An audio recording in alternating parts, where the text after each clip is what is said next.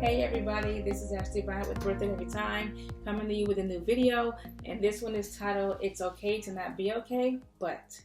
And I say that because right now we are in a situation where we are not okay. As Black people, we're not okay. As a nation, we're not okay. And the world in general, we are not okay.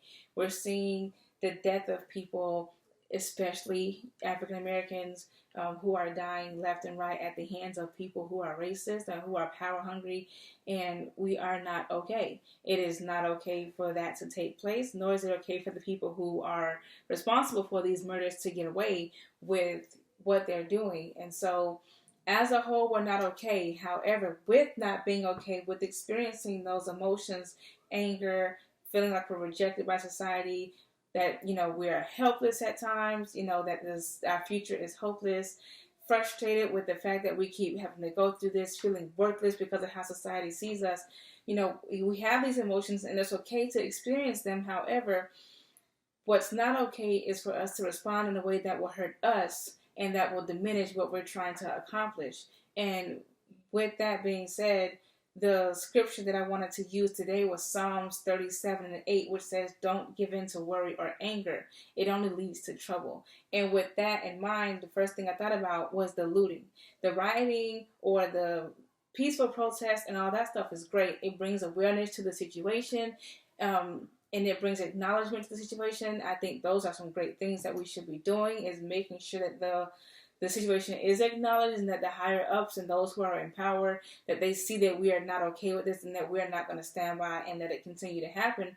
However, with the looting and the things of that nature, that is us taking our emotions and running with them, acting solely on our emotions. I saw a post that said something to the effect of, "Be led by your spirit and not your wounds." And I thought that was very powerful, because whenever we see these violent killings and murders, it immediately opens up the wounds for what happened to our ancestors. And those wounds begin to fester, and, it becomes infectious. And, with that, it's, the anger and the rage and the unjust of it all. And we begin to react from that instead of going to a place where we're able to heal from the things of our past. And not that we're forgetting that, but we're able to actually heal, so that we can, instead of looking at a wound, we're looking at a scar that can remind us of what happened in our history, and remind us to not go back to, where we were before. But when we're reacting from that wound, from that hurt place, we're making these snap decisions based on our emotional stance at the moment, and those consequences are far-reaching, and they can end up being devastating for us. Examples of, breaking into zoos and breaking into targets and destroying property and things of that nature. These places are like multi-million and multi-billion-dollar companies. It's nothing for them to restock a store or to rebuild a store. That's nothing for them. But, now that that results in people whose lives are affected because of the fact that the store is either closed permanently and they don't want to rebuild in that area, or it takes a long time for them to get the store restocked, and as a result, some people can't go back to work, and it affects lives, including Black lives, in those communities. And those are things that we don't necessarily want to do. Again, another knee-jerk reaction. I don't know who did what, but within one of the violent protests, there was an officer who was shot in the head, and who I believe is in critical condition from the last time that I kind of checked on that situation.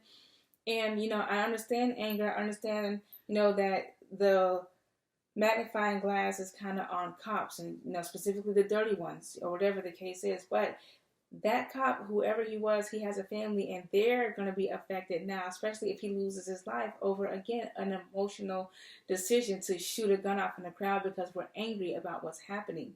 And so I said that to say we got to learn how to kind of communicate. And understanding that just because we have a point to make doesn't mean that we're making change. I was listening to the most recent service with Christ Fellowship, and a point that was made, which I thought was very great, is that we can spend so much time trying to make a point that we spend no time trying to make a change.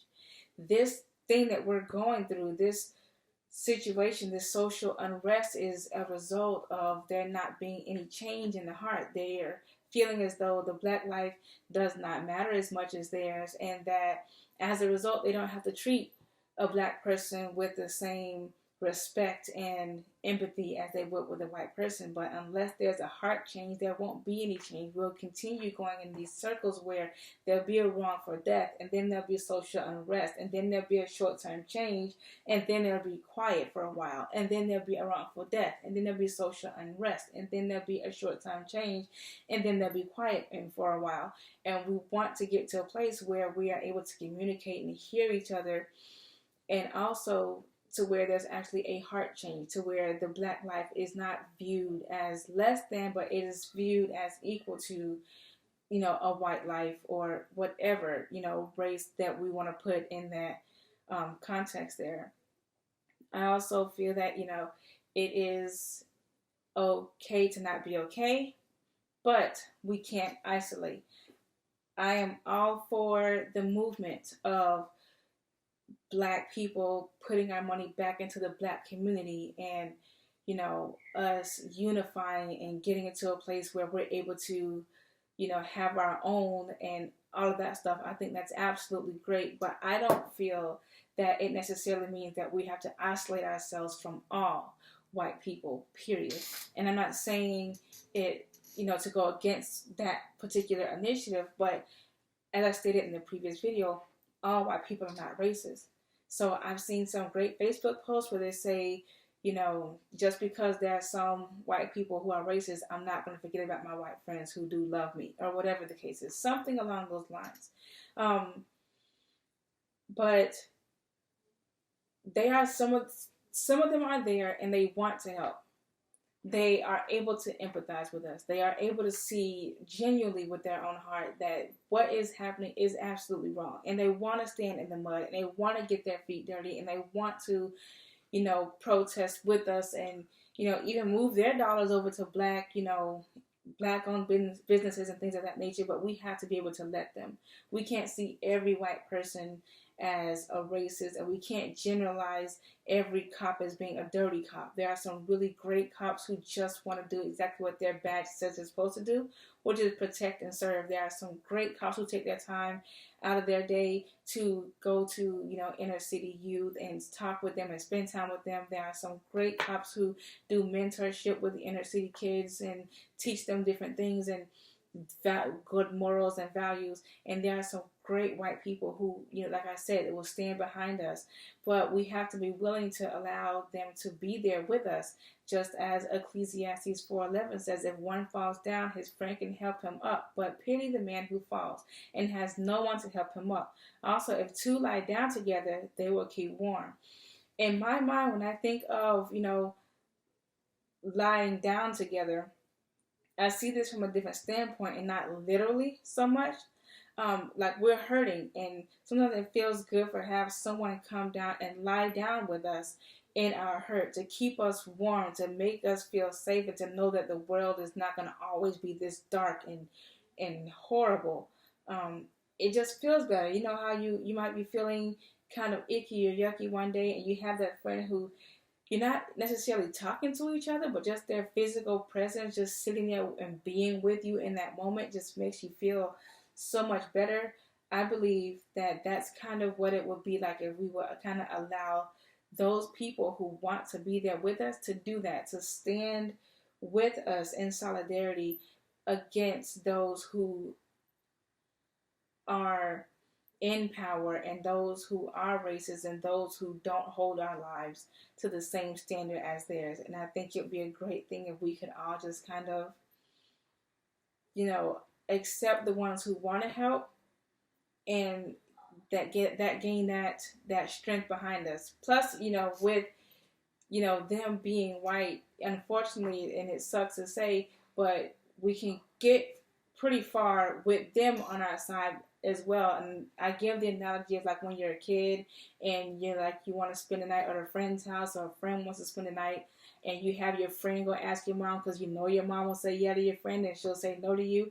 And I feel that with those people who are up there and they see people who are like them, I think it kind of lends more power behind what we're trying to say.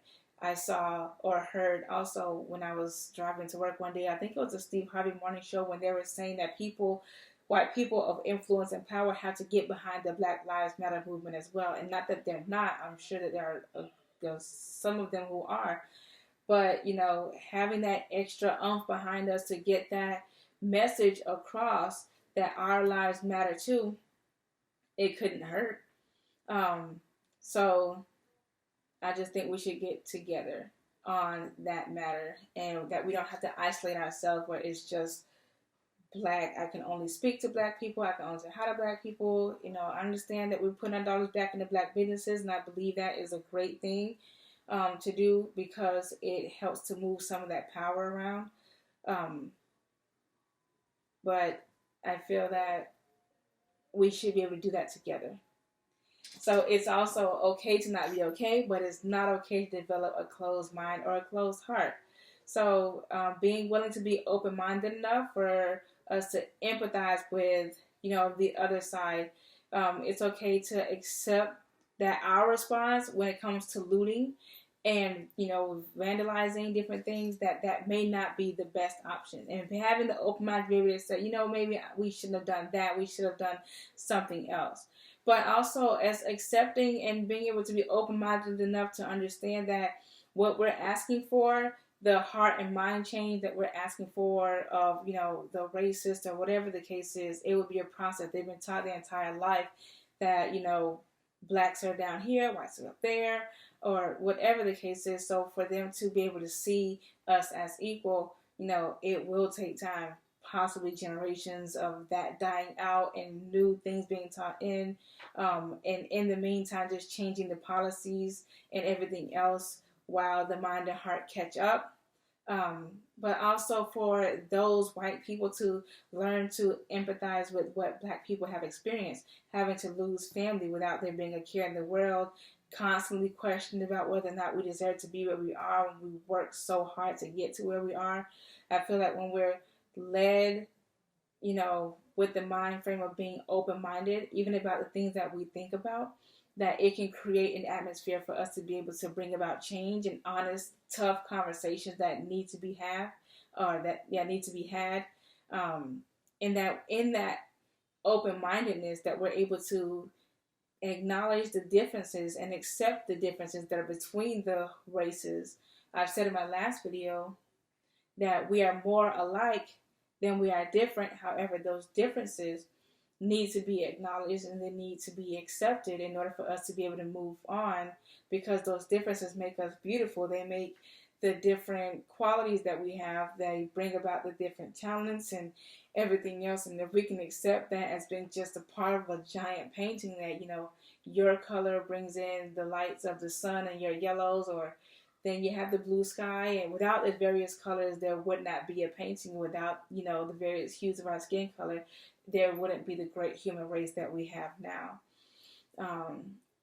But one of the things that we have to get over in order for us to have that open-mindedness and have those conversations is understanding what the real kind of issue is, which is power. 1 Timothy 6:10 says, "For the love of money is the root of all kinds of evil. Some people eager for money have wandered from the faith and pierced themselves with so many griefs." So if we, in America, money equals power, power equals authority. And there's plenty of examples of people giving power in various atmospheres or in various arenas when they have no idea what they're talking about. But because they have money, we assume that they have the authority and the power to be able to speak these things and enact policies and things of that nature. And it's just not true. And so when I was talking earlier about moving Black money into Black businesses and the things of that nature, that's where Byron F. Wilson with the WilsonAcademy.org, he created a great video that shows that when we really think about it, we understand where the root of all this is, which is the fact that, in society, the Black voice doesn't have a whole lot of power, because whenever things happen to us, we don't have the ability to enact consequences that will make them say, hey, wait a minute, we probably shouldn't do that. And so with what he was saying is that if we buy everything, black owned, and we put our money back into the black community instead of in their hand, it takes away that power, because here money is power. So if we, take back that power, it shows them that they can't just do what they want to do. And we're able to enact economical consequences for the things that they do to force change in laws and how police officers are held accountable and how police officers can become police officers. And, from the whole game, from the top down, we can change that entire system, but we have to move the power around. But he also said that we have to also be able to have a physical consequence as well. And, some people teach to never, hit anyone ever. And others teach, it's okay when it's self-defense. I know that, if you put your hands on me, you're going to get, my hand's going to be put back on you. And he made a great point where, under the law, we should be able to, lawfully, all black people, registered firearms or have a registered firearm legally. If we do things the right way, we can also enforce a physical consequence for the things, for what they're doing to us. We have to be able to defend ourselves at the end of the day.